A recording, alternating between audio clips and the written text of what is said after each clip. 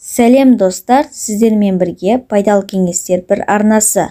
Бүгін сіздермен бірге сарымсақ қосылған судың неге пайдалы екенін, қалай дайындалу керек екенін бірге білетін боламыз. Ал кеттік, онда бастаймыз. Сарымсақ қосылған су. С және 6В дәрумені мен марганец, селен, мыс, кальций, калий, фосфор элементтеріне бай сарымсақ көптеген дертке дауа. Әсіресе ағзаны бактерия мен вирустардан қорғайды. Жүректің жұмысын жақсартады. Қан тамырларды тазалайды. Қанды сұйылтады. Беттегі әжімді бөртпені кетіреді. Ал сарымсақ қосылған су суық тиюді, тұмауды, бронхит, мұрыннан су ағу, тамақ ауруларын емдейді. Иммунитетті көтереді. Ағзадағы артық холестеринді шығарады. Қан қысымын реттейді.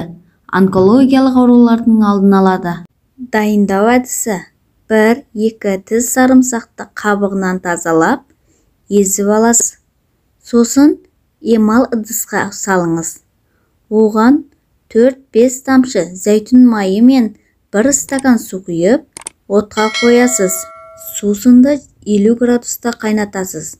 Оның үстіне 2-3 тілік лимон шырынын қосып, 15-20 минут тағы да қайнататын боласыз. Белгіленген уақыттан соң дайын болған емдік сусынды таңертең күнде 2-ге бөліп ішіп отырасыз. Кімдерге ішуге болмайды? 1. Аллергиясы бар адамдарға. 2. Асқазанында жара бар адамдарға. 3. Ас қорыту жолдары бұзылса, сарымсақ қосылған су ішпеңіз.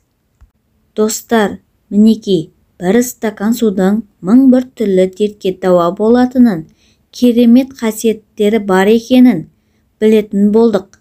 Ендеше ерінбей ем ретінде қабылдауға асығыңыздар. Пайдалы кеңестеріміз ұнаған болса, менің каналыма тіркеліп, лайк басып, өз ойларыңызды жазыңыздар.